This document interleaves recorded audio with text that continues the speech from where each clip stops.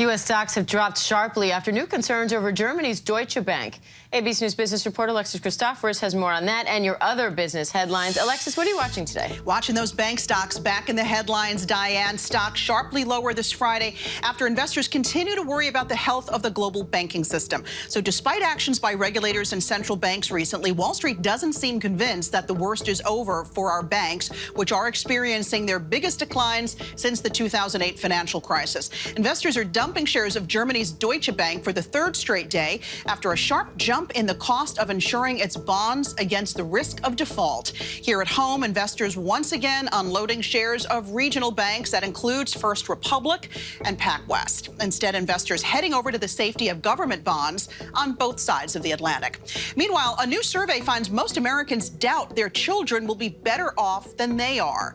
The Wall Street Journal NORC poll surveyed over 1,000 adults, and 78% said they believe that life for their children's generation will not be as good as theirs, mainly because they're losing faith in the power of a college education to move them up the economic ladder. 56% of respondents said that a four-year college degree wasn't worth the cost because people often graduate without specific job skills and loads of debt. The survey also found roughly 4 in 10 people said healthcare and housing costs are their biggest worries. Nearly 2/3 said inflation is a major concern.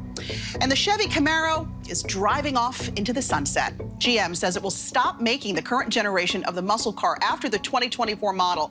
While the Camaro remains popular on the race car circuit, sales have been slipping in recent years, especially outside the U.S. But don't give up hope, you Camaro fans, because GM says a successor to the Camaro is in the works. It will most likely, though, Diane, be an electric vehicle. By the way, GM hopes to have all of its vehicles electric by 2035. Interesting. Yeah. We'll be plugging in instead of getting gas. Nice. Alexis, thank you. And if you want to ask Alexis any personal finance questions, leave a message on our Instagram feed at ABC News Live.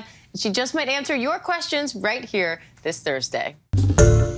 Hi, everyone. George Stephanopoulos here. Thanks for checking out the ABC News YouTube channel. If you'd like to get more videos, show highlights, and watch live event coverage, click on the right over here to subscribe to our channel. And don't forget to download the ABC News app for breaking news alerts. Thanks for watching.